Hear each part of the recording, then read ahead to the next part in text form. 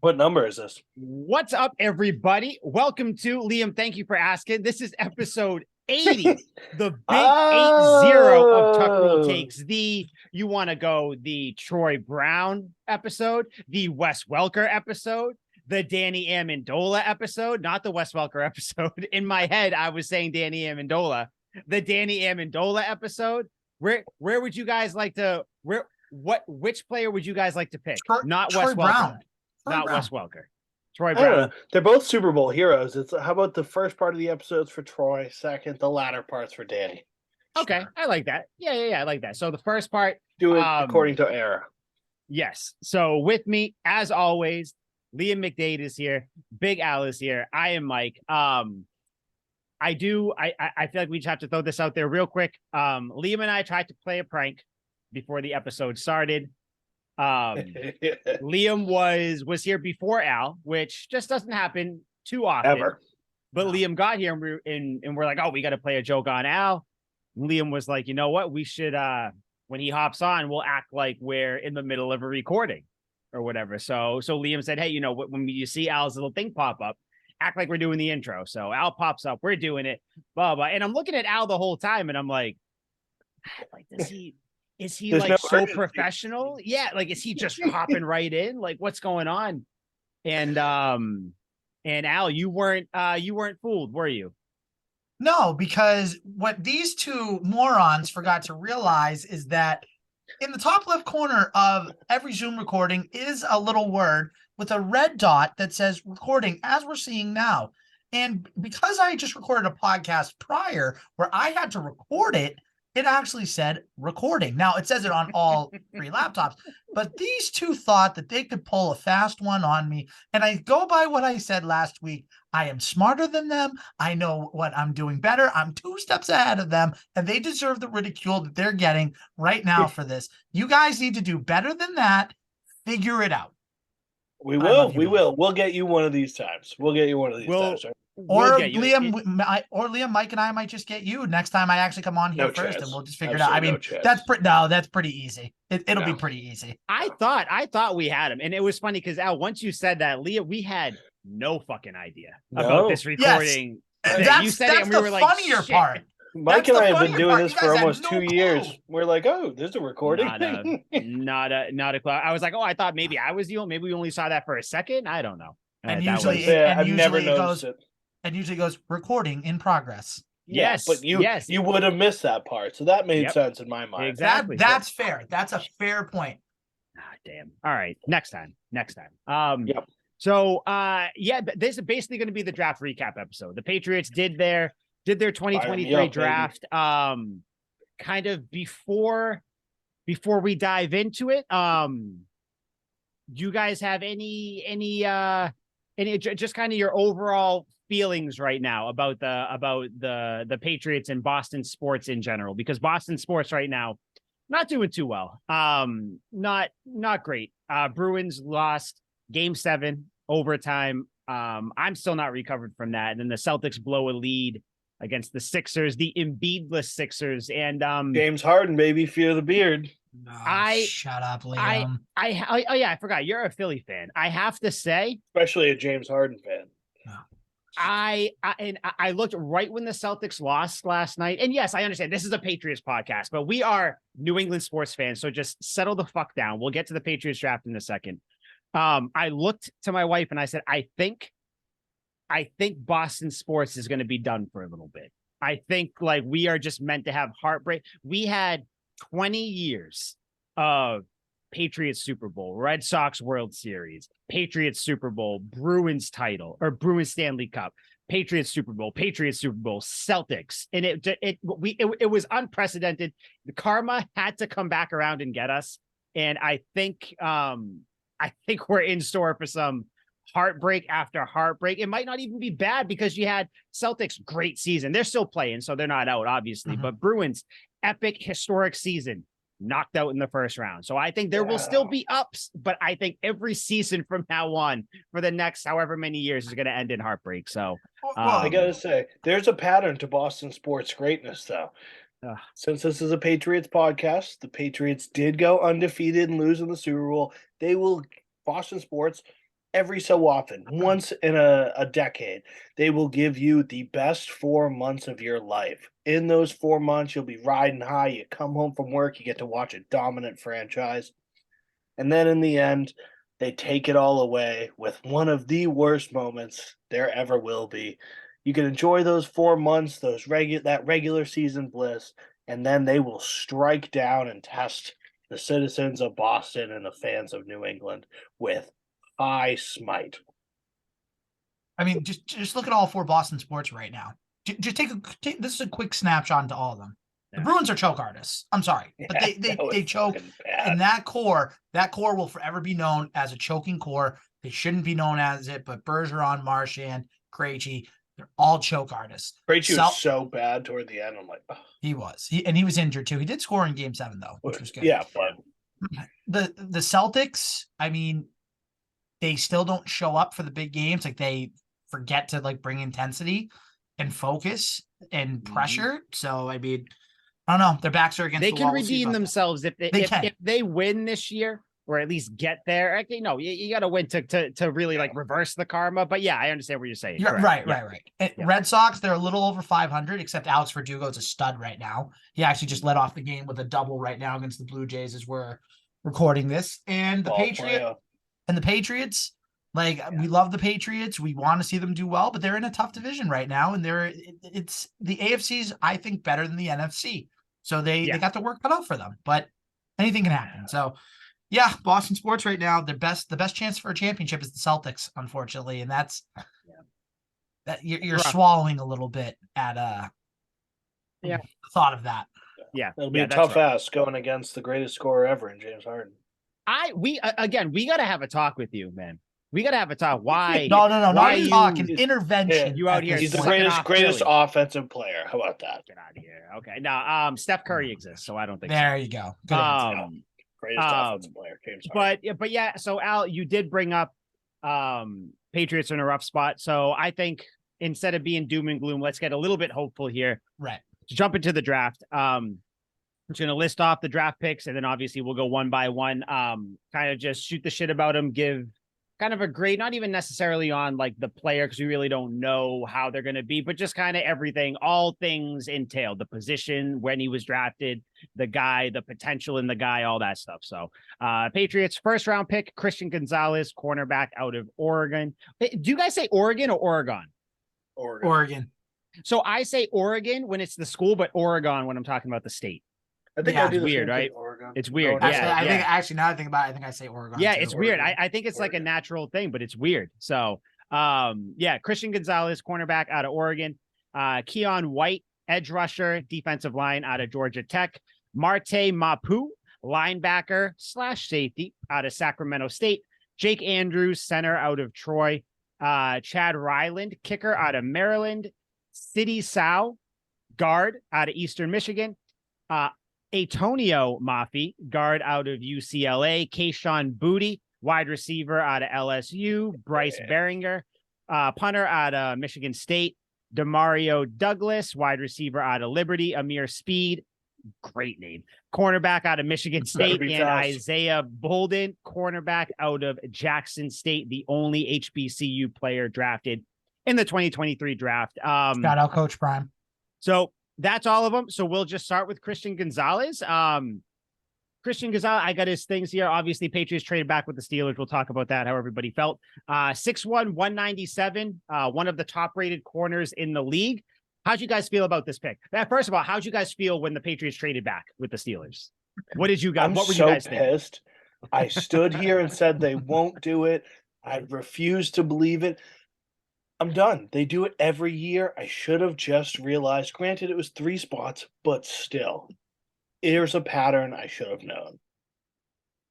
At first, when you see it, it was like, here we go again. He's probably going to trade out. Belichick's at it again. Probably going to trade out of the first round and not get an impact player. But then when I saw it was only 3 spots, saw they got an additional 4th round pick, saw the players still on the board, I said, okay, so obviously their guy is still there. And if not, there's still a lot of good players left on the board that I would be happy with the pick. So it was like a roller coaster. Lowest of the lows, highest of the highs. Yeah. Because when you saw, because I wasn't watching the draft live, I was only going to tune in when the Patriots were drafting. So I switched to it, and you see it at the bottom and it says like trade. And I was like, you son of a bitch. I was like, we were joking about it. Like the one thing that Belichick could do with this trade, I mean, with this pick would be to trade out of the first round. That would be the only thing that would piss everybody off. And I saw it trade and I was like, oh my God. Then it said Steelers. And I was like, shit, like, did they jump in? Because I know they have an early pick in the second. Like, what happened? What's going on? They moved back a few spots. So I was like, okay. Belichick either is comfortable with what's going on, or maybe he's got something else planned. And like you said, Al, you were looking at the board, and a lot of the players that we wanted them to take in the first round were still there at 14, and they were still there at 17. But yeah, they got Christian Gonzalez. I think Liam, didn't you say that this would be the one position where you would like kind of have to like hype yourself up about it? Yeah. It was a complete mystery to me why you guys would even bring up the fact that they would draft a corner in the first round. It seemed so not a position of need to me. I didn't even have him as a possibility because I didn't think that he would even like everything that you were seeing. He was going to go earlier. Like it was just, there was no chance that he was going to be here. But then as he started to fall, you saw all like the experts and, you know, the Patriots beat reporters. They were like, if Christian Gonzalez is there, you have to take him. Like he is this kind of guy. Like I guess was projected to go corner, 7th on the big board, and he falls to 17th. That's kind of a red flag to me. Anyone else think that's weird that he fell 10 spots? I saw that and too, granted, and I was like, big boards don't mean shit. Like I'll level with it's you. It's more of kind of a guideline. This isn't the gospel that I'm reading off of here because I have all the players where they went, where they were projected on the big board. Big board's a rough estimate. But it's still a little suspect if everyone thought he was top 10 and he almost doesn't go top 20. Yeah, I get it. I mean, it just seemed like you can have that opinion and I can understand it.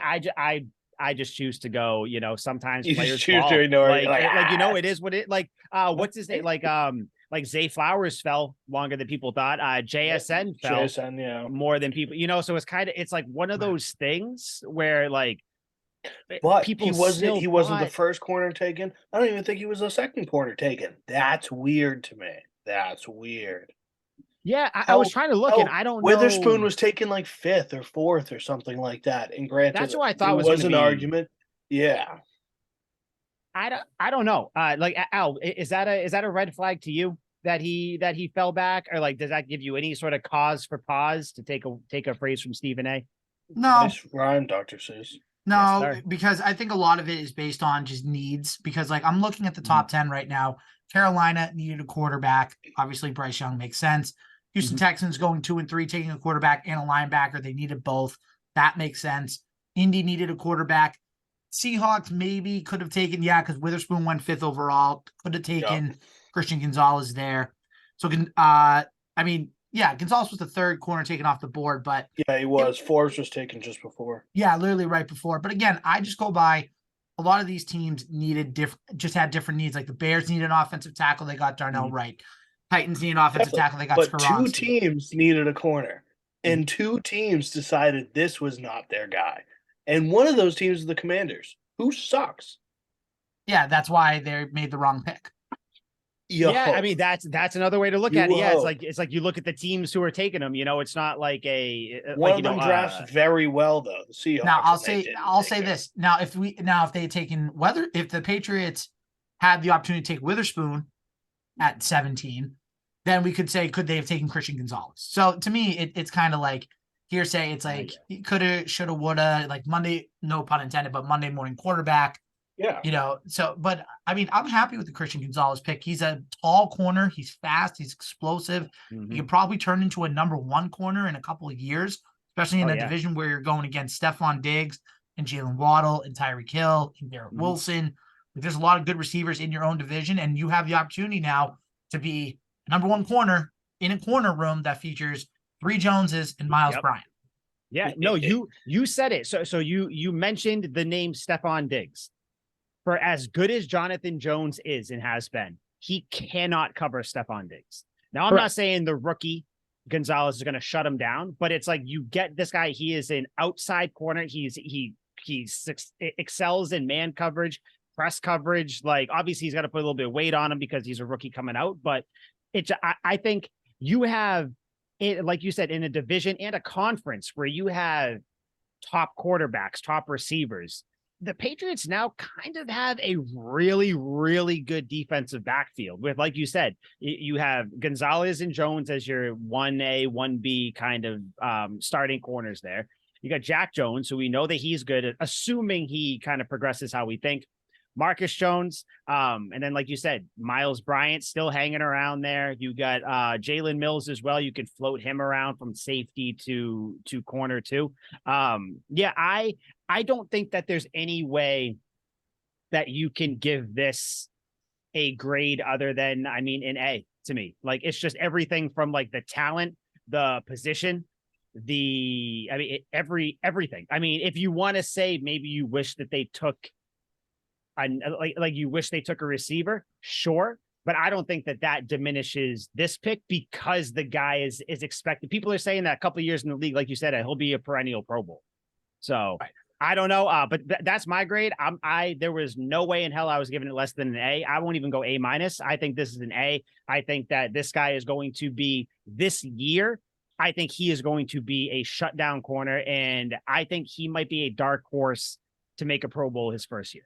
That's how good I think this kid's going to be. And I say kid because I'm 31. I can call him a kid. So I think it was like, you can call everyone a kid, old man. I know. I think it was like third in Defensive Player of the Year odds. Yep. Pretty sure. Yep. Yeah, I saw that on there too. Yeah. Yeah. So you guys, what would you, all things considered, how do you like this pick? What do you want to grade it? Al, I think you're closer to his side. So I'm gonna go like A-. The only reason I'm not giving it an A is because if you wanted to take a receiver, you could have taken a receiver. JSN was still on the board. Flowers was still on the board. Yep. You could have stayed at 14 and got an offensive tackle in Broderick Jones.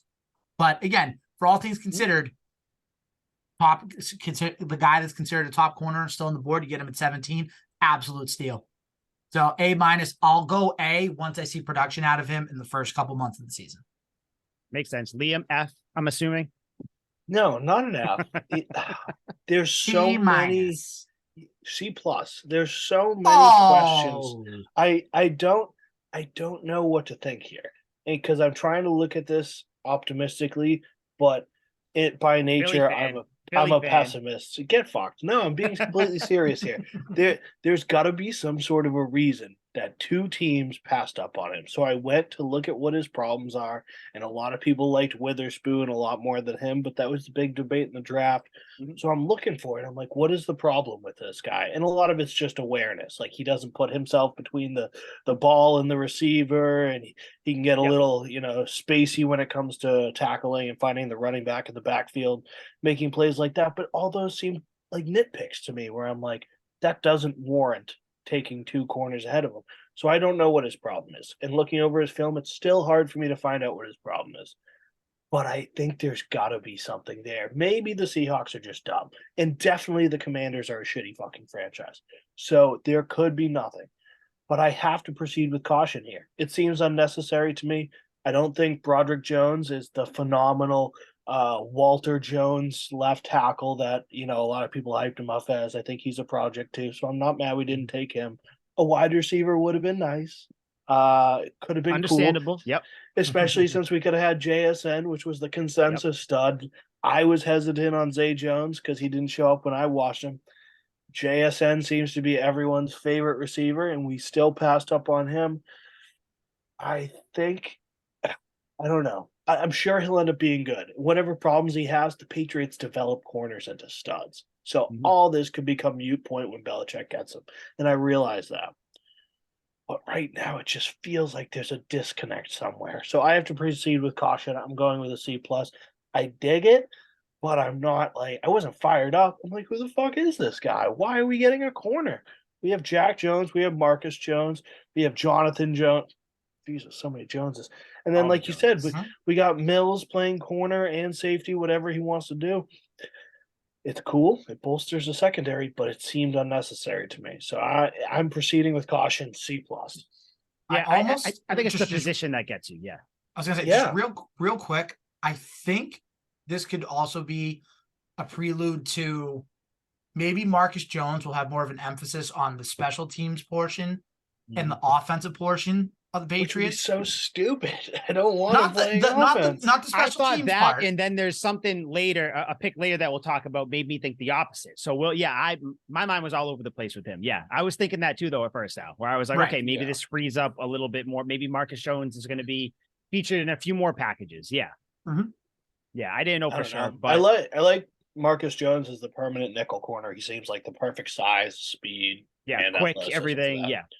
Yeah. So, Liam, definitely a little lower than I thought you'd be on this one. But like I said, I think it's just I feel like you just can't get past the fact that they didn't go receiver or O-line. They went their third need. You know what I mean? Kind of like strength and a Yeah. strength, kind of. Not, Not even a third strength, need. but I can just think like, of other needs that they need, I guess, a little more than a corner. But maybe the value was so good you couldn't pass up. Like you guys said, if he is as much of a stud as you guys believe he is, then you got to take him at 17. But if he there's becomes a Pro disconnect. Bowler or like Obviously, yeah. or Then it's an will, A-plus will pick. you then be like, you like Yeah. the pick? And that's even assuming JSN goes on to ball out. Zay Flowers Yeah. goes on to ball out. Then Right. by all means, we're a defensive team, and I love the idea of a Okay. rookie corner who improved every year. I looked at his college numbers; he improved every year. I'm not saying he's bad. There's a reason it was him and Witherspoon for the top corner debate. It just seems weird to me. If he balls out, so be it. Then it'll be perfect for the Belichick defense. Yeah, polarizing pick, and I think before we go on to the second pick, since this first pick was defense, we are all so stupid. We're sitting there saying the Patriots are going to go offense with their first pick. They might get And a tight most of the end with the draft. second pick. Mike, They might get Mike, the majority Mike. of people. The majority Thank of you. people, Thank you. Mr. Common Sense. Thank you. And honestly, Thank though, you. Al, you were even giving it a better chance than not that they would pick a receiver in the first round, possibly. And it's That's like fair. That I'll give you. That's everybody- very fair. everybody thinks that. We should know Belichick is going to do the opposite, because at the end of the day, as much as Kraft wants someone and the team wants this, and it seems like this, we're all sitting here thinking that we all should have known. Belichick wasn't going receiver in the first round. Belichick wasn't going receiver till the fourth round or And till you the know why? sixth round. And Like, you know why? You know come on. why? Because he has confidence in a guy named Juju Smith-Schuster. Yes, sir. He has Yes, the sir. confidence Juju. in Juju. Now you guys are just trying to be bastards. Did you guys see Juju talking to the reporters today, saying that he thinks that they got something special going on down there, that they got receivers that can do everything. He loves the playbook. So What's he supposed to say? Yeah, I'm gonna go with I Liam think on our that receivers are mids. Oh, our I'm playbook excited. is only okay. He just came from the Chiefs. I office. will- I bet their playbook's a little better. one. Yeah. No, I will say Can you this. hear me? Yeah, we got you. So I will say this. I actually talked to one of the reporters that was Juju? down there, Mike Cadlick, who writes for CLNS Media, who actually got to interview Juju. He was actually on Legends Lingo with us right before I recorded this. Damn, And he good for said, him. yeah, and he's a good dude. Good guy. We should have him on here. But he also said that Juju's feverishly like studying the playbook. Like he feels like he's back in college, like making flashcards, That's you what I was know, going to like- mention. Yep. like the offense and stuff like that. So I mean, look, he's saying all the right things, but to Liam's credit, I'll give him this. Like, what else is he supposed to say? He's not going to come in and just say it sucks. But still, it's it's nice Yep. to see that he has a refreshing perspective on just New England and the Boston culture of sports and everything else too. It's cool to see. I think the plus with this, and I do agree, because most of the time when players come over, they're going to say good things. The one thing that I think he didn't have to say, nothing provoked him to say it, was him saying that learning this playbook is like going back to school, like you said. That to me is a plus for the offense as a whole, because last year, how many times were people like, this offense is not creative at all? Like you can pretty much guess what they're doing before they run the play. Now, at least it seems like, and which makes sense, it seems like we now have an offensive coordinator running the offense who's making things a little bit, a little bit more layered, a little bit more tricky. So I'm excited about that. But yeah, we won't stay on Juju. This is not an episode for Juju. I don't want to put Liam through the ringer too much. So that was Christian Gonzalez. Overall, good pick. Liam is taking the wait and see approach. But Al and I pretty much sold on him. Second round, Keion White, which obviously we're going to get into the reaction thing, which your boy's tweet went viral talking about it. But I'm your boy. Did it? Keion White, 6'5", 285, a beast, a monster of an edge rusher, which is why people are saying he can go the inside too. crazy thing about this pick, and then we'll toss it out and talk about it. Him and the Patriots, zero contact before the draft or during the draft. Nothing. I didn't know that. Nothing. They did not talk at all. He said he was shocked to do it, but I am going to say this quote that he said, and maybe this will solidify your guys' opinions. He said, I'm not too big on the glitz and glamour of football. I want to work in it and I want to win. And I feel like that's what the Patriots offer. Good If answer. we offer anything, it's that. Spoiler alert. Actually, you know what? We'll talk about it. What do you guys think of this one? And did you guys see the video, by the way, too, of when people were saying that when he got drafted, he was sitting there like this, looking at the camera or whatever. So that was actually before he was notified that the Patriots drafted him. Yeah, it was like a 2-minute time delay or something like that. Yeah. So I clipped the actual, or not clipped. I saw like it was posted somewhere, and I just kind of reposted it. Like just took the video, posted it, and I was like, yeah, this is the actual clip. And yeah, it went crazy. Everybody was liking it, retweeting and being like, this is actually how he looked. So he's excited to be here. Keion White, edge rusher, D-line. How do you guys feel? Second round pick. Oh, I'll start this one off, Al, since you got the last one. I like it. It seems like you didn't reach. He was on the big board. He was ranked projected 44. We took him 46. Again, not that matters, but it gives you a nice idea anyway. Like you said, the dimensions are unbelievable. Dude's built like a brick shithouse. Like, absolutely. If you're building a barbarian, like picking out his dimensions, it's this dude. He's a psychopath. He's huge. He looks big too. It's not just like 100%. He looks huge. Yep. Yeah. And the knocks on him are stuff that I love. Like, he just doesn't have great technique. He's like a bull in a china shop. He knows he has the strength, doesn't have the technique. He lacks consistency. All stuff that I think you can fix in a vaunted Bill Belichick defense. So yeah, rookie stuff. That's what that is. Yep. Yeah, I like the pick. I will give this one an A. Okay. So Good. I'm gonna go opposite of Liam, and I'm gonna go with the C plus. The reason I have it at a C plus is because it wasn't expected. This one I think is going to be a true wait and see. Now I think the upside is that it's going to take some pressure off Matt Judon, because as we know, the last two seasons Judon's kind of fallen off the last half of the year. I shouldn't even say half, the last like quarter of each of the last two seasons. It's usually like week 14. Right, exactly. But that can be big, because then if this guy can put some pressure on the quarterback, then maybe teams game plan for him. That gives Judon more room to work, more one-on-ones, and he breaks that sack record me and Mike have been asking for. Yep. So right now, I'm gonna wait and see on this one. I think this is a classic championship move, though. Championship teams are loading up on defense. I said it in the last episode. 49ers and Eagles just keep signing defensive linemen. The more defensive linemen you get, it just always seems to work out, whether they hit or they don't, getting more bodies in there. So I can't argue that much with it. Yeah, exactly. This guy's coming off his senior year, 7.5 sacks and 14 tackles for losses in only 12 games. I went back and forth. I'm sure to the surprise of nobody, I was thinking of giving this one an A, but I was like, you know what?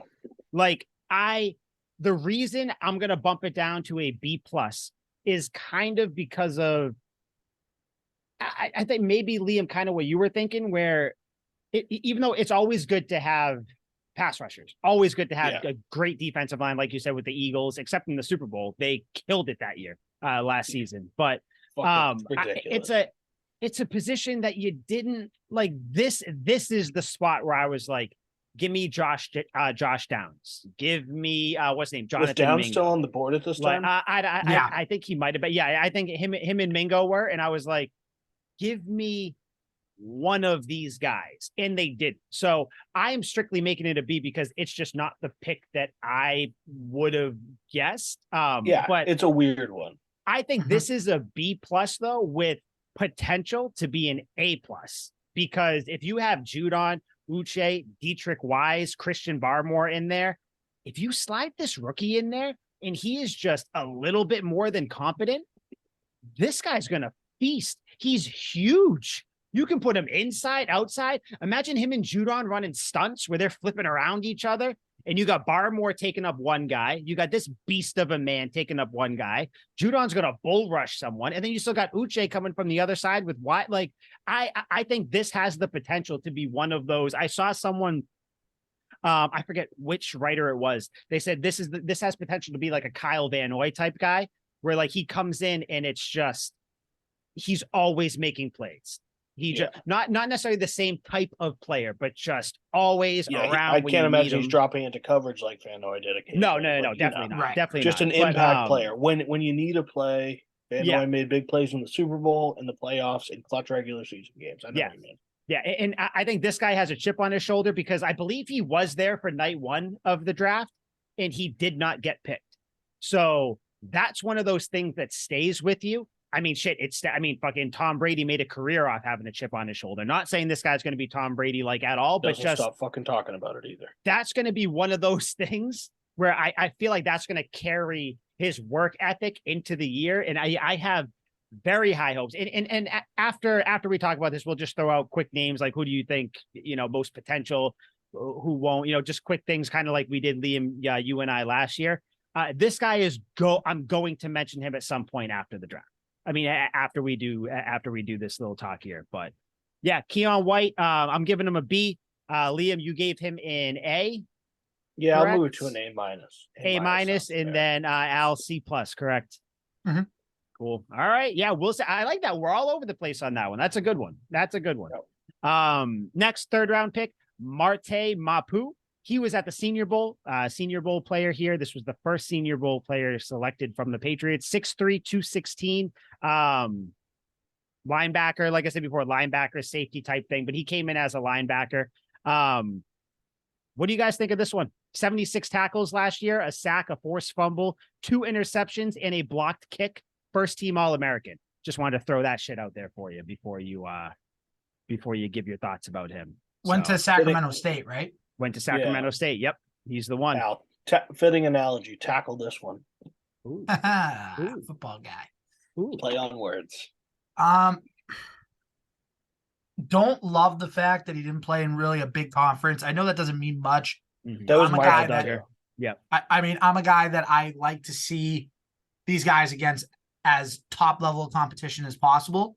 But not that really means much because you can dominate at a small school and then have a big career. Like we know that. I think, correct me if I'm wrong, but I think they said that he was going to help out in the special team game too, a little bit. Yep. So I like that's why I mentioned he blocked the kick because this guy's doing everything. Right. So he's versatile, which is a prototypical Patriots type of player. Yep. I'm gonna go B minus. I think this was a really, really good pick by Belichick in the third round. But there's still some question marks, but I think that he's someone that if you can utilize him, especially in the special teams where you've been brutal the past 2 years, that's a win. I agree for the most part. This was a weird one to me. When I saw he was from Sacramento State, first of all, I didn't think that was a real school. Second of all, I was like, there's no way they took somebody from Sacramento State in the third round. It seemed like a huge reach. Going back to the big board, he was projected to be picked 157. We took him at 76. So if that says anything, he was a reach, much like I kind of assumed. And for that reason, when I first saw this, I wrote it down in my notes. I was ready to come on the show and give it like a D plus. Like I was pissed. Mm-hmm. But I looked at him, gave him a chance, looked at the film. Dude hits like a motherfucker. Like you said, he's a linebacker, safety. They don't really know what he is. Announce him as a linebacker. And then some people say he can play safety. So special teams thing is cool. I like him though. He hits like a dog. Yeah. 6 picks in 2 seasons. He works the middle of the field, the intermediate. He's not a deep safety. He doesn't have closing speed. If somebody breaks it outside, he's not chasing anyone down. But he rarely lets any runs up the middle get to the third level. I like him. He's a Kyle Duggar that plays close to the line of scrimmage. I feel like we're just building up small school guys that can hit. He's like 6'3", 220 or something like that. Yeah, nothing crazy. Yeah, but it just seems like he's an athlete, a good player that we can play all across the board. It's literally another Kyle Duggar to me, like a Lenore Ryan, Sacramento State. I'm like, who the fuck are these people? And I love Kyle Duggar, and he balls out. So I have no reason not to trust him. Now I have to give this one. Al, you gave it a B? B minus. I'm giving it a B plus. Like I think there's potential for it to go up. I think he could be a stud. Could be like the next. I don't want to use Troy Polamalu because that's obviously way too high a praise. But he just But seems like like Troy somebody. Polamalu light, like something Yeah, along those lines. he'll be doing a lot of attacking, jumping snaps, a lot of tackles, hard hitting ones at that. Dude kills people. Yeah. But I'm not expecting him to be locking anyone down in the pass game like Troy Polamalu did. Does it change your guys' opinion when you find out that his uncle is Junior Seau? Yes, it does. I'll give that pick an A now. No shit. Now, granted, I guess they really only met one time. Just obviously the age, all that stuff, and then Seau's life kind of ended prematurely, obviously, as we all know. Kinda. But yeah, so that was one little tidbit. I got a couple of little tidbits for other players in there too. But so yeah, I'll kind of. He also calls himself a football junkie. Fucking love that. Yeah. Love that. Like that is a big thing for me. He also said that he thinks he can do everything: run, cover, blitz, rush, whatever he wants to do. Interesting fact: he had 15 top 30 visits with teams before the draft. So teams were looking at him.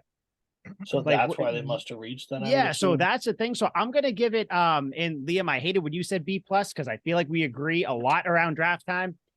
I was gonna go B plus too. I was initially gonna go C plus, but then I was thinking contracts are coming up next year. Like linebackers, you can never have too many good linebackers. I mean, we see, Patriots, pretty much cycle in linebackers and they all just succeed like crazy. But yeah, the fact that he had 15 top 30 visits makes me think that teams see something in him. It is a smaller school, so maybe that's why he didn't get the praise or why he didn't go higher. I don't know, but yeah, I'm going B plus. So it's me and Liam B plus. Al, you're a B minus on this one. I think we're all kind of across the board. No harm, no foul.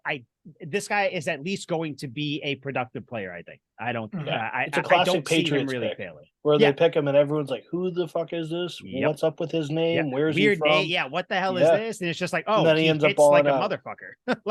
And we're like, cool.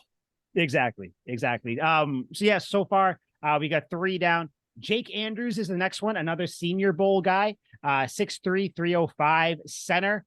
Played a little bit of guard too, but pretty much a center. I'm gonna take the reins on this one, guys. This is the C for me. Like, how many linemen do we need?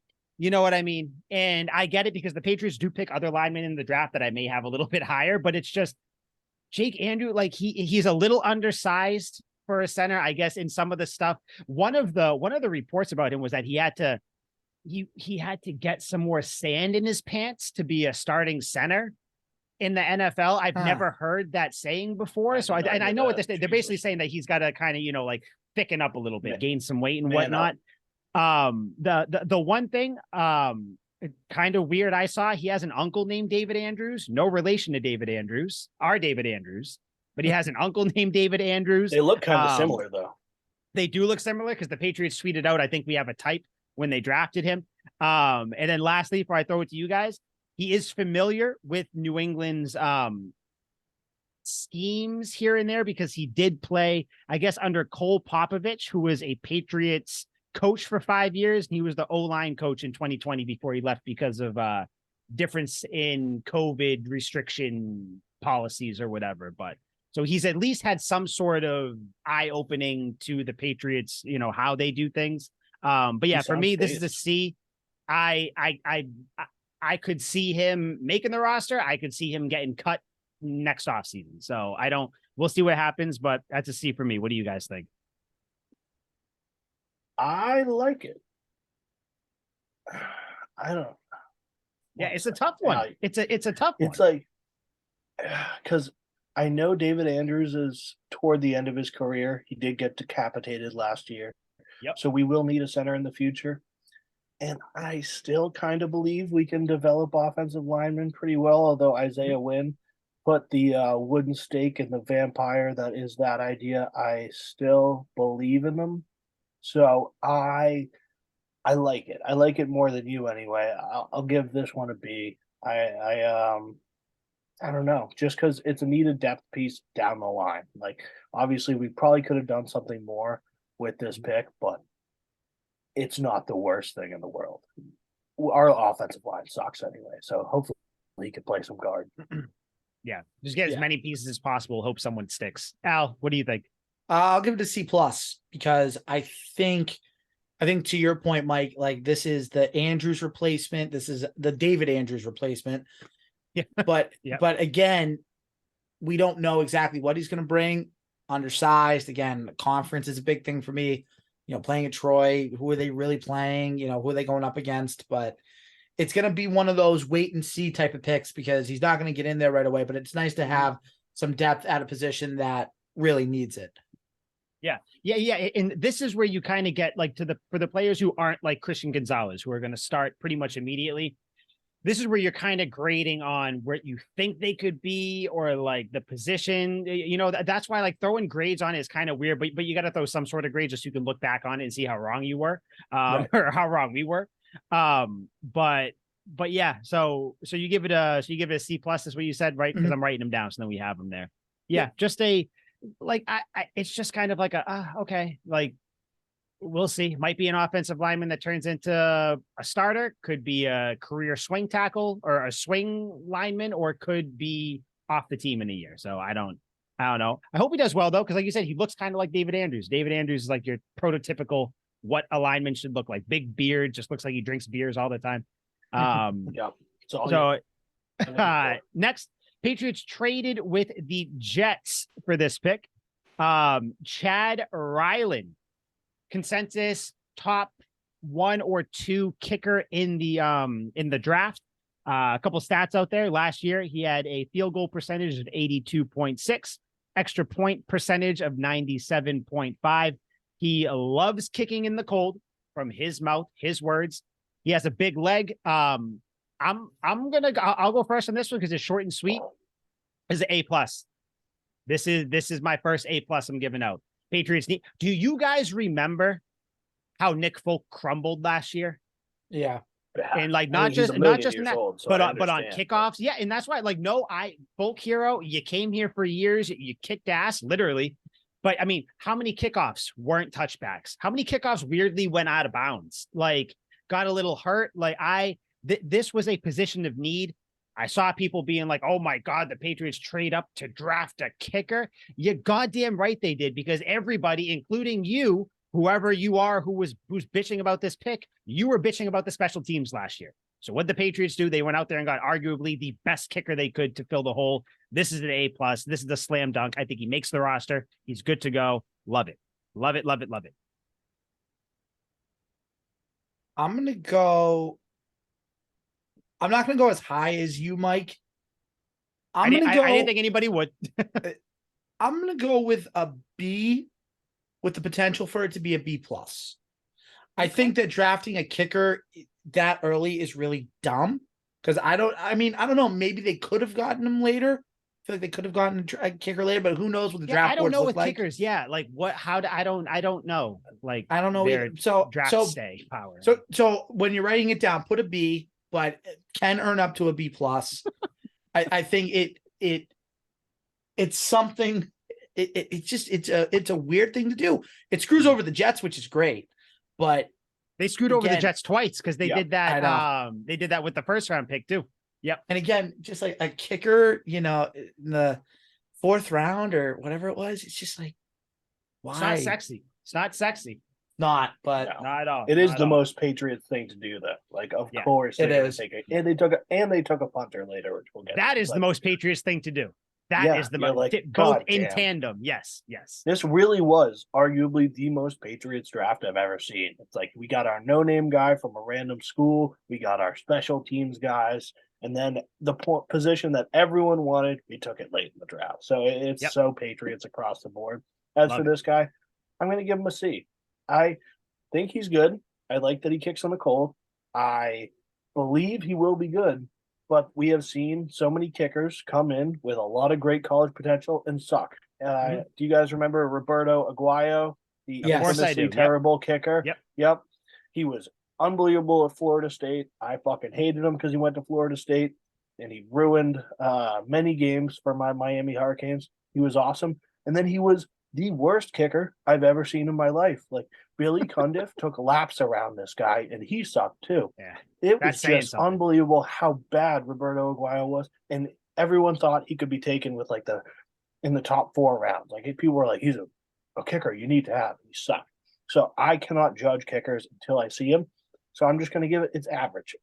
I don't like that they took him so high, but it does kind of seem like he was the best kicker. So I'll take it, but it means nothing until I see him at the next level.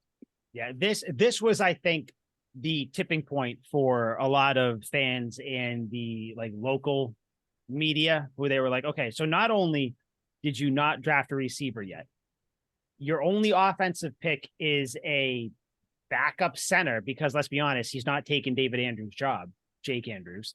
And your first offensive pick or any sort of pick like that is a kicker, and you trade up to do it. Like what? So this is where like you saw the table. It's everything that every other team doesn't want to do. The Patriots do. Right. Yeah. But I mean, like honestly, if this guy comes out and he's a Pro Bowl kicker or one of the top kickers in the league, this is a great pick, because special teams is so important. How many times did you see it last year? You're losing.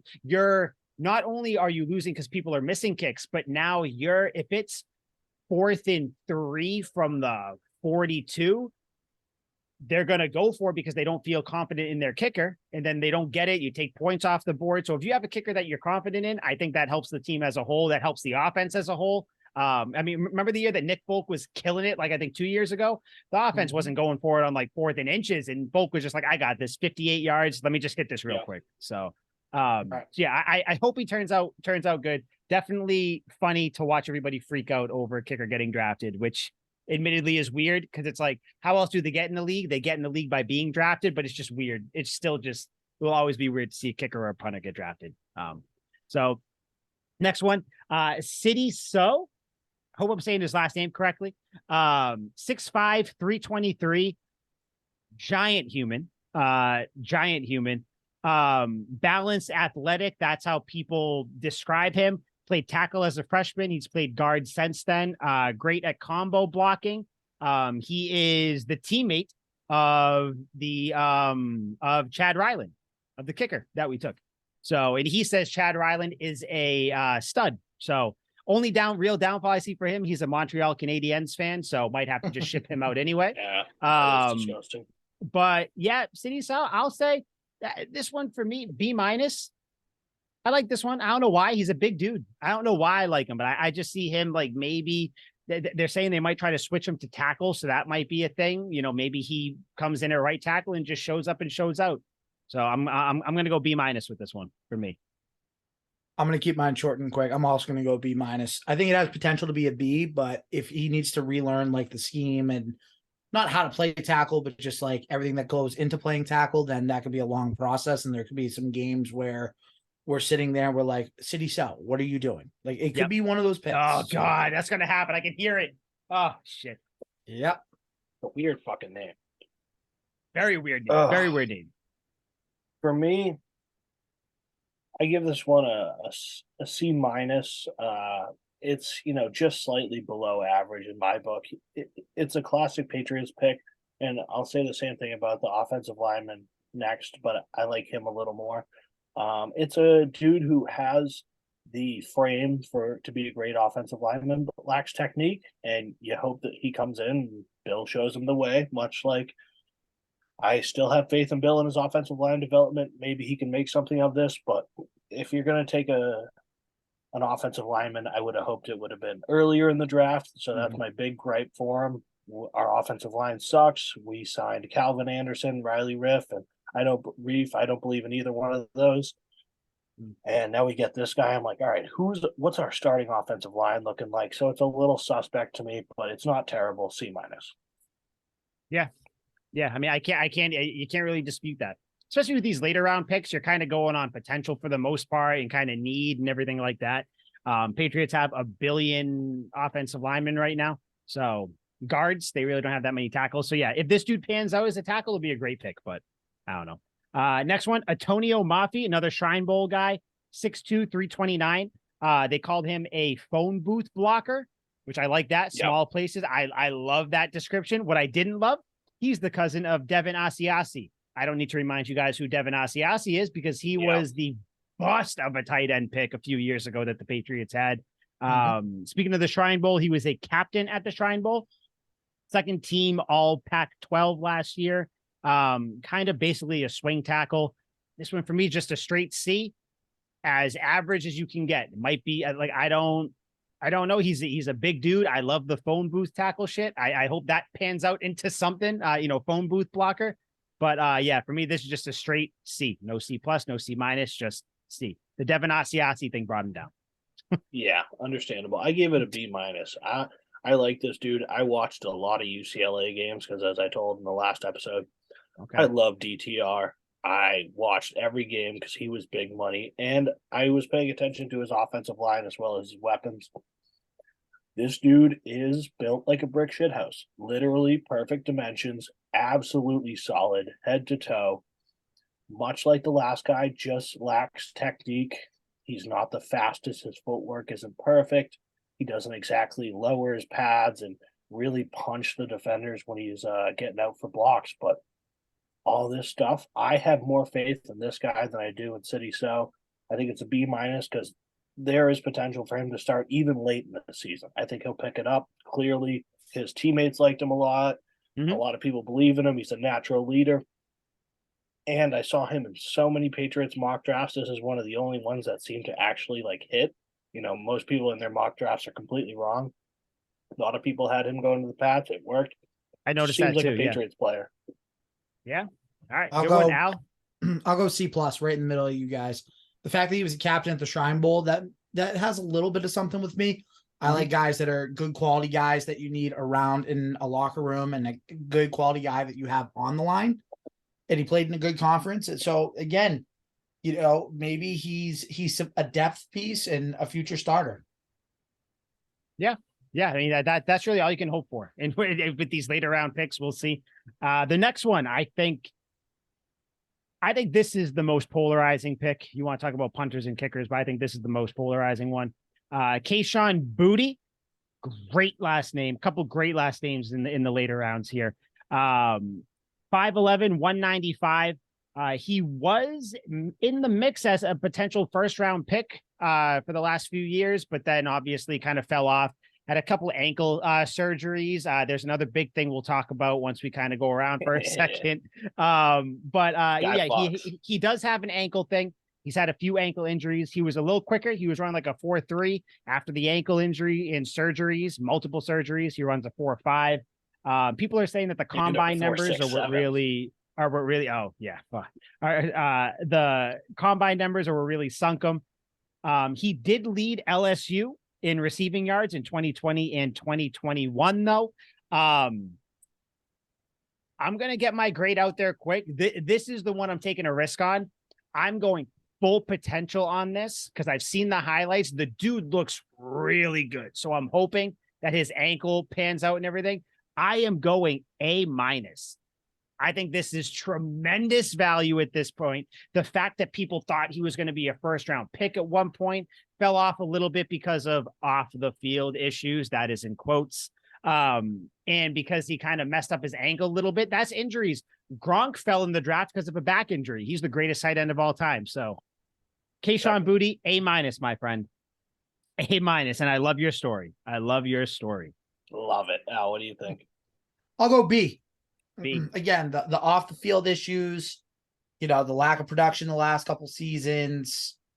I mean, we know how Belichick is. He rules with an iron fist. So if he pulls anything, it's an easy, hit the road, see you later, gone. But if he hits and he can, put his nose to the grindstone and learn the playbook and everything else, he could be a big factor for this Patriots offense. Yeah. Liam, what do you think? I love it. I think this guy's a stud on and off the field. Guy can do no wrong. His off the field issues is really only a plus in my mind. The guy's a baller. I actually saw him live when I went to visit my buddy at LSU. We went to the Auburn game. Guy balled out, had a touchdown in that game. There are a lot of concerns. He had a 29-inch vertical. Al, I bet, has a higher vertical than that. That is super bad. That is Not great. fucking awful. That's in Those are the combine numbers that sunk him. Yep. Yeah, That's a part really of it. bad. And obviously, like, his PR team comes out and says he has an injury, which he did. I saw the play that he got injured on. He needed ankle surgery. On that play, he made a spectacular sideline catch, which ended up, I think he broke his ankle or something like that. Mhm. But goddamn, he brought that ball and it was a great catch. He was the next Jamar Chase, the next Justin Mhm. Jefferson. He was in that great legion of LSU wide receivers. He balled out of his mind. I think he had like 16 touchdowns or something like that before his really bad last year. It's a huge risk because he could be injured, could be nothing. But we took him in the 6th round, so it doesn't really fucking matter because it's like, okay, if we lose out on a 6th round pick, most of them don't make the roster anyway. This dude could literally be cut at the end of training camp, or he could be our number 1 receiver next year. And it is such a wide spectrum. Yep. It's I crazy. looked up this guy so much trying to get a definitive answer on him. I have nothing that I think will happen. All over the place. It could literally be anything. But he was phenomenal. He creates space. He had speed. Always seems to get open, but he's not like, he doesn't have tremendous route running. He doesn't have bad route running. He just seems remarkably average, but the production was fantastic. Led the nation in touchdowns as a freshman, I believe, because then Jamar Chase opted out, and so did Terrence Marshall in the COVID year. Wild that we got this guy. His last name's Boutte, lives up to his off the field ambitions. There's nothing for me not to love about this guy. I have the highest hope. That's the thing. It's just he's so polarizing. It's so I know. weird. I know. What do you put? I don't know. Yeah, I look at that last year. He was terrible. Like, I'm not going to dance around it. He was awful. He had not great. He had the only touchdown, or the first touchdown, against Georgia, and it was a great touchdown. And it was a big throwback, when an old player makes a play and you're like, oh, turn back the sands of time for this play. He had that against Georgia. It was a great touchdown, and then they got blown out, I think 50-30 or something like that. But he was, he had a little throwback moment there. Dude has incredible hands. Can make ridiculously tough catches over the shoulder like this. It doesn't matter. He can catch the ball. The hands are immaculate.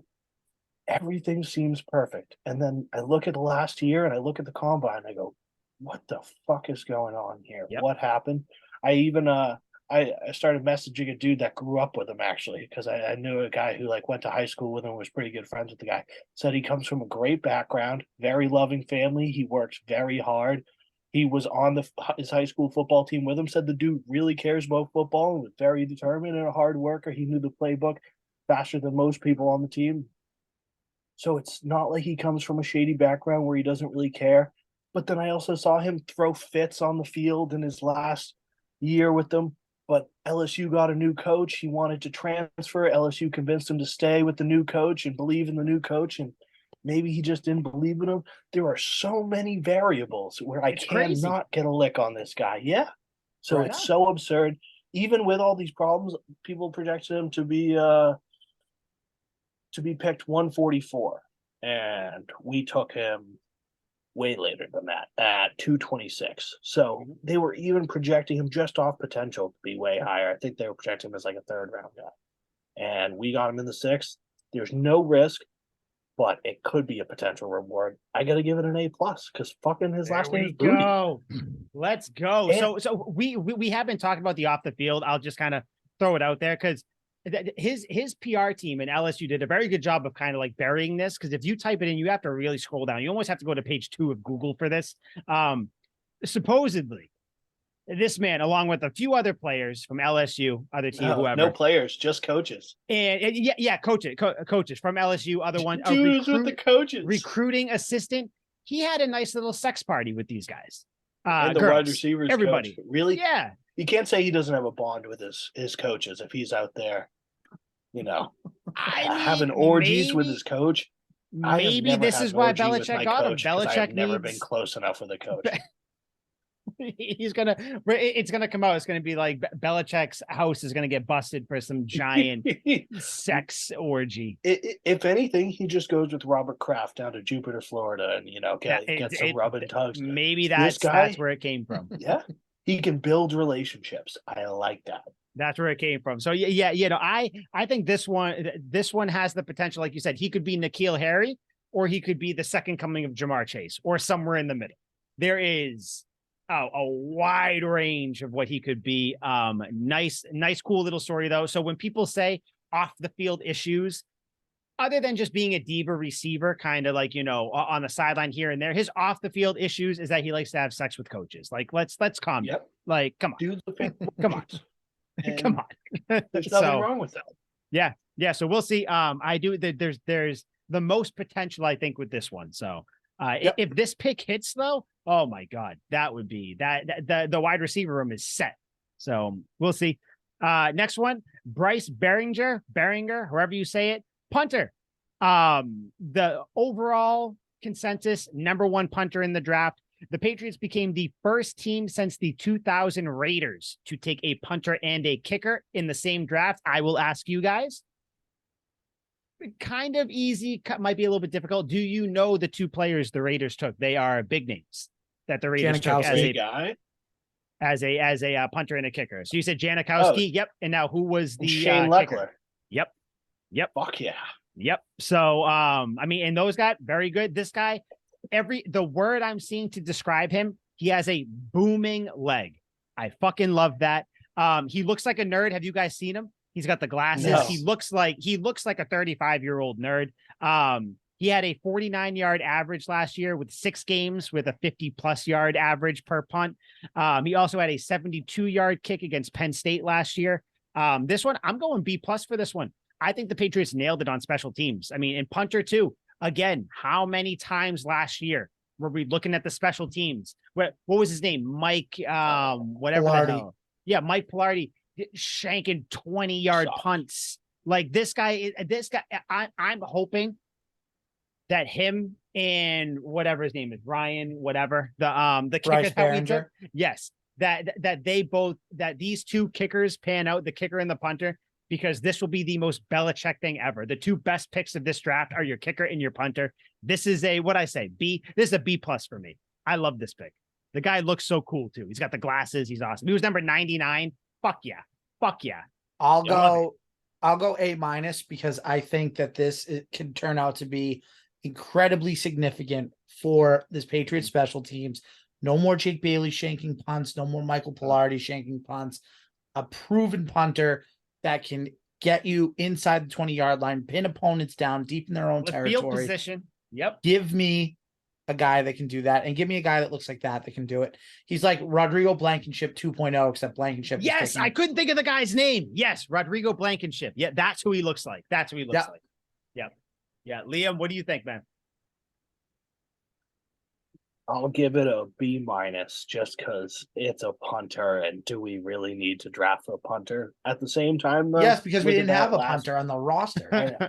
And look at that last Bills game where a kick goes back for a touchdown, a punt goes back for a touchdown. Our special teams across the board was terrible. Mike Pilardi, we agree across the board, sucks. Jake Bailey's gone, and he was clearly a nightmare anyway. So it does fill a need. I don't know. The only reason punter, I get it. Yeah. So we needed it. Yep, it's weird. Yep. It's so debatable. Yeah, it's a punter. And again, it's like, how do you rate a punter? But I got hopes, because if you're going to draft a punter, like I feel like Belichick is still good at deciphering talent. Matt Groh, like I still feel like they have a good scouting department there. So I hope this guy's awesome, man. Him and his glasses. Make a Pro Bowl, my man. Come on, bring those glasses with you. Next one, Demario Douglas, however you say it, 5'8", 179, quick little receiver. Last year, he had, what is that? What did I write? 79 catches, 993 yards, 6 touchdowns in 13 games. He ran a 4.40. He's been noted to be elusive, quick, and a returner as well.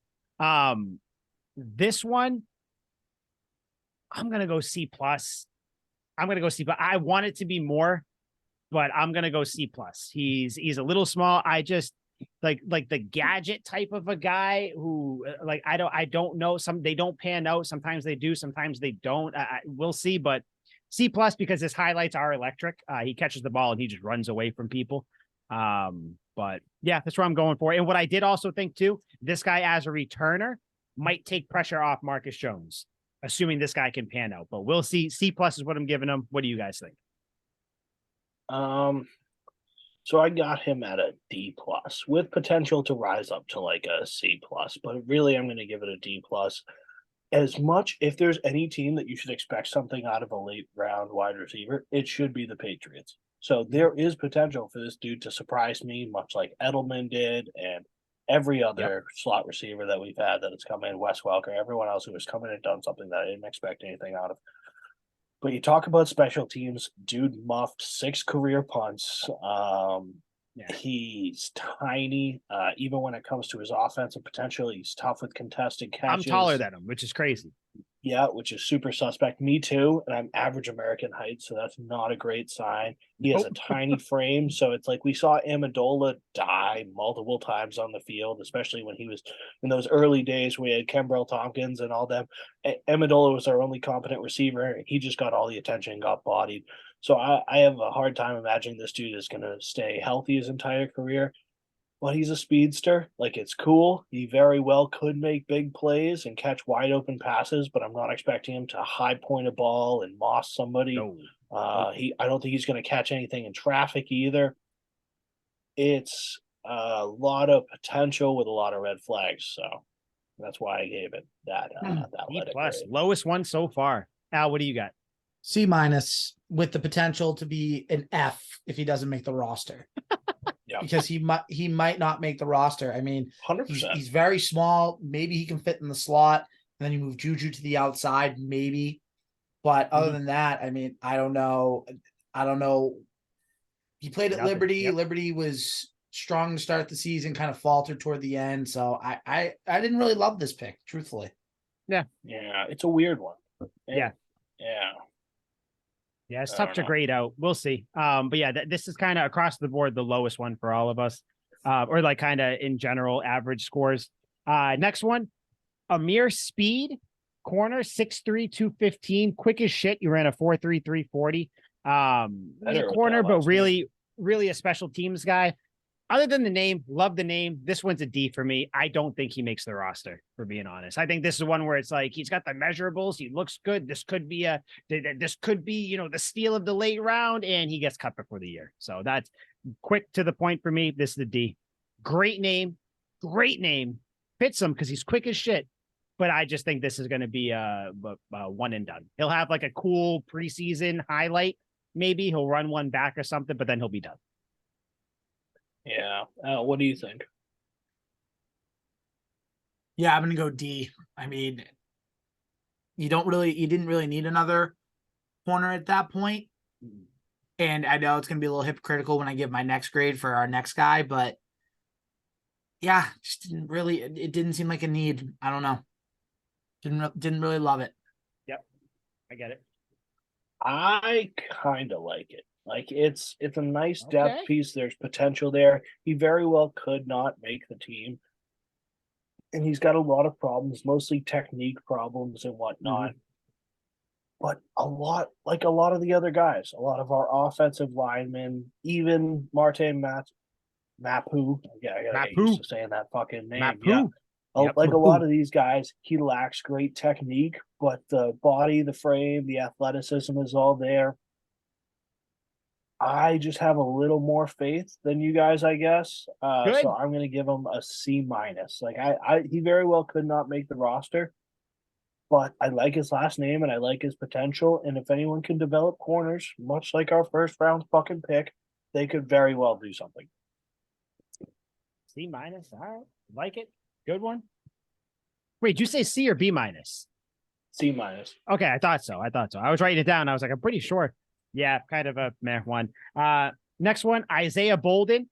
Like Al said, shout out to Coach Prime. This is from Jackson State. 6'2", 205, a little quicker than Ameer Speed. He runs a 4.3, 140. This one, it's just something about, I don't know if maybe it's just the the Deion Sanders effect. I'm because Deion Sanders said this guy is a NFL money bag or something like that. I'm paraphrasing. I'm gonna go B- on this one. I have high hopes. I think he makes the roster, and I think he makes some sort of impact in the next year or two, and then kind of maybe he becomes a starter. But yeah, I'm going B-. I like this pick. The dude's gonna have a chip on his shoulder too, kind of similar to Keion White as well. And like I said, it's the Coach Prime effect. I have faith in Coach Prime that he can coach up corners, that he knows what he's looking at when he's looking at corners. B- for me. I'm also going to go B-. I think the fact they played at Jackson State, a powerhouse and kind of like, I don't want to say, because Jackson State, they're D1A, aren't they? I believe so. Yeah. I'll double check it, but yeah. Yeah. But I mean, playing at Jackson State, playing under the great Deion Sanders before he went to Colorado, he learned from one of the all-time greats. So that's why I'm going to give him a chance here to be really, really good and to show that the HBCUs have some talent coming out of,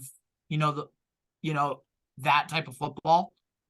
So give Isaiah Bolden credit. There should have been more HBCU players that were drafted. So yeah, he was pissed about that. Deion Sanders was. He came out and said, Right. He was like, "This is bullshit. Like there should have been." He left more. the fucking team. So I think this stuff is so dumb. That's true Like, too. Yeah, he did. But if they were that good, why'd you leave for Colorado? Which is good, but it's not a spectacular. to go from D1A to D1, make a jump. But I guess. But if you're gonna do that, it's Deion Sanders. He probably could have got a bigger job elsewhere. If he leaves for UCLA, I get it. But he left for fucking Colorado, and they haven't really done anything, and they probably won't do anything. As much as I love Deion Sanders, I think a lot of this stuff is just pandering. Most of the guys just aren't good enough to play at that. Whether you play it at HBCU or not, the good ones that play at HBCU, they go to the fucking league. One of my favorite quarterbacks went to Alcorn State, Steve McNair. You know why he went to the league? Because he was fucking good. Just because you go to an HBCU, I don't want pity drafts. You got to Division One, by the way. They're Division One, I guess. I just looked it up. So yeah. Yeah, I didn't know either. But yeah, no, I get what you're saying. Even Liam, worse, where it's for like prime time to leave. Yeah. So what do you think of this one then? Much like the last guy, he's got potential. I'm going to give this dude a D+. It just seems like he gets kind of clueless back there. Much like the other guys, he's got great measurables, not so much in technique. He loses track of running backs coming out of the backfield. His change of direction is middle of the road. He's good in run defense too. He has high upside as a tackler and whatnot, but it's hard pressed for me to imagine he makes the team even less than Ameer Speed, and I was pretty hesitant with him. Mm-hmm. I give it a D+. It's another potential pick. You're drafting him off what you think he can do, but he went to Jackson State. He's probably not very good. Okay. All right. Got it on there. So that's D+, Disney Plus for you. All right, quick hitters before we get out of here. When we check back in next year, assuming we're all still alive, when we check back in next year, which one of these picks, which one of these players is going to end up looking like the best pick? Ooh. I will go first. I think it's motherfuckers. I was going to pick. The layup is Christian Gonzalez, right? I was going to pick him, but you know who I think it's going to be? I think it's going to be Keion White. I think Keion White's going to have a really, really good year this year. So with limited snaps. Yep. I was going between him and my boy, what's his name? Chad Ryland, the kicker, but I'm going with Keion White. That's who I think. I got to stick with my boy, Marte Mapu. I just think there's a lot of potential for him in this defense. I don't know exactly where he's going to play, but I imagine him as that Jabril Peppers kind of sub linebacker type deal. A couple picks over the middle, mostly a lot of big tackles and highlights that we remember. It's a pick that'll surprise everyone. Everyone will know his name at the end of the season. Going with him. Good one. I'll be the one that does the chalk pick and say Christian Gonzalez, because you know what? Yeah. He's going to make quarterbacks' lives a living hell. And by the end of the season, will be the guy that teams have to say, we're not throwing the ball to his side of the field. Well, I hope you know, next year, I'm going to say, when you end up picking the best player out of all of us, I'm going to say, well, fucking obviously, because it was a layup. So I hope you know a year from now, I'm going to be telling you, yeah, that was a given. Because I think he's realistically, if I had to choose, yes, I would probably say him because he's got the most potential. Yeah, someone had to pick him though. Someone did of have course, to pick because otherwise it'd be weird. I'm right? glad you did. Yeah. You know, it's Thank goodness. It is the right answer. Like I'm making fun of you, but it is the right answer. Like I'm saying, in a year from now, I'm gonna be like, oh, of course it was him. That'd be like picking Patrick Mahomes and that Chiefs draft class to be the best. It just seems like the layup answer. So I'm making fun of you for being basic, but you're gonna be right. Thank you. We'll switch it around now. So again, this is when we check in. Now this could be different because the best pick, I mean, shit, Gonzalez could have a great rookie year and then he could end up sucking for the rest of his career. You know, just using that as an example, Al, I'm not saying that's going to happen. Yeah. But kind of, this is just strictly when we check back in a year from now, what does it look like? Who is the worst pick or kind of like the worst looking pick? Liam, you go first with this one. I got to go Chad Ryland. What if he just sucks? Oh, like I can totally see him missing some brutal fucking kicks to start off, and you know he lasts a year and he'll be terrible, but like I can see him being great. I can also see him being bad, so he seems like my layup pick to me. That's a good one. And I did want to say too, because it's easy to be like the worst pick could be Isaiah Bolden, but it's like, would that really be the worst pick if he doesn't pan out because it's the 7th round pick, you know? So it's kind of like you gotta factor everything's in like subjective expectations and whatnot. So yeah, that's a good one. Al, do you have like one? Ryland's our only kicker. Demario Douglas, I think is going to end up being a waste of a pick. He's just going to be a guy that's maybe on the practice squad at best. I think he might even get cut. So again, we'll see. But I think that they could have found something of more value in that 6th round spot. I don't know. I can drive with that. I'm gonna go, and Liam, I'm sorry to do this because this was your best. I'm gonna go Marte Mapu because I think for the sole reason I think people are expecting that he's gonna, you know, kind of make moves and everything. I think maybe he gets something happens where he either gets beat out in camp, gets a little injured. He could get buried. Something, and then he just doesn't pan out at all. And then a year later, we're like, oh yeah, remember the 3rd round pick we had, Marte Mapu, and everybody, Mapu, because that's how he plays. It's gonna be some stupid joke like that. Thinking about it now, it's tough for me to say he'll be great next year because we have Adrian Phillips, Jabril Peppers, and Kyle Duggar, which all do the same thing. Injuries though, people could get hurt. You know, Adrian Phillips is old, and then linebackers and the too. Always get hurt. He might slide into linebackers. I'm still going to stick by it, but I could totally see him just not even getting the opportunity. Then you win by default. All right. Next one, so we got best pick, worst pick. I feel like we got to throw another category out there, like who we think. Kind of, because like I said, we're going to check it in a year. So I think right now, looking at it, what is the pick that we like the most?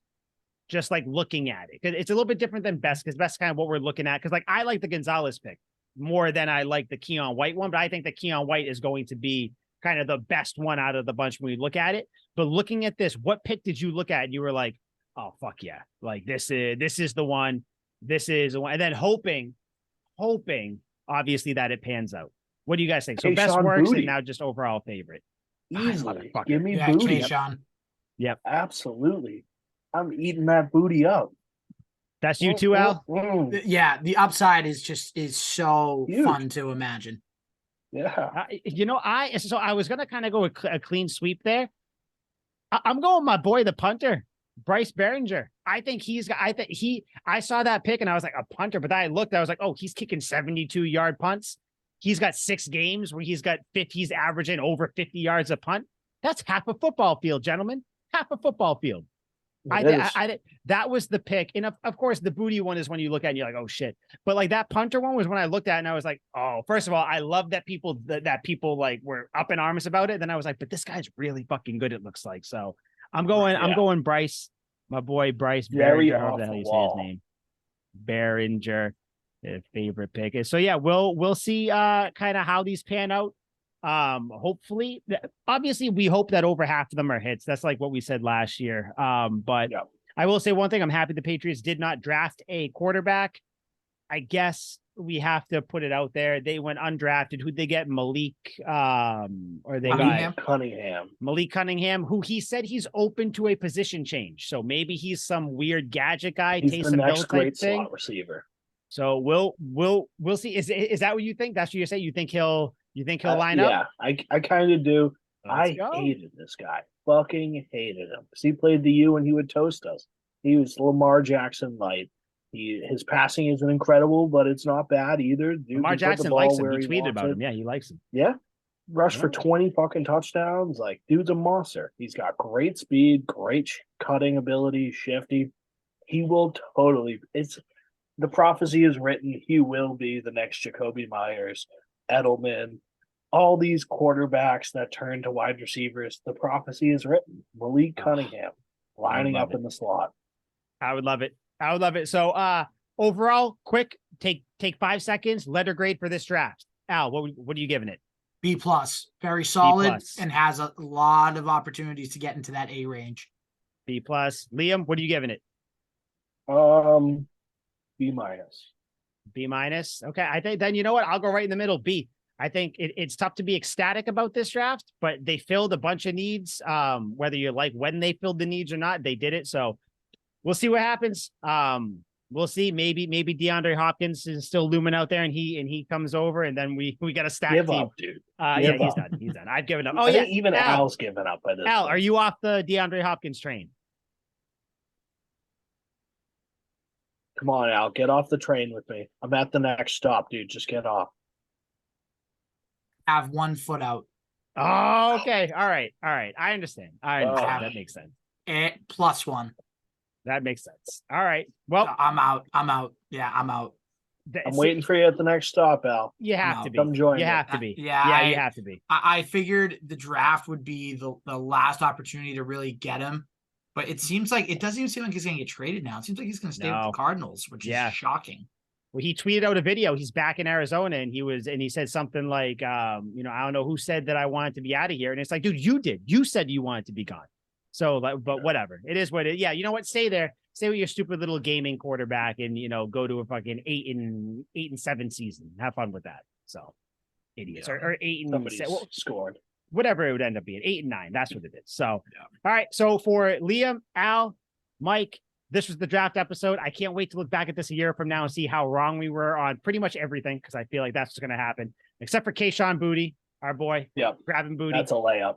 Booty for booty. Yeah, we will see you next week. Orgies going in Boston, baby. We're out. Orgy safely. Goodbye. Yep. Orgies. Sweet.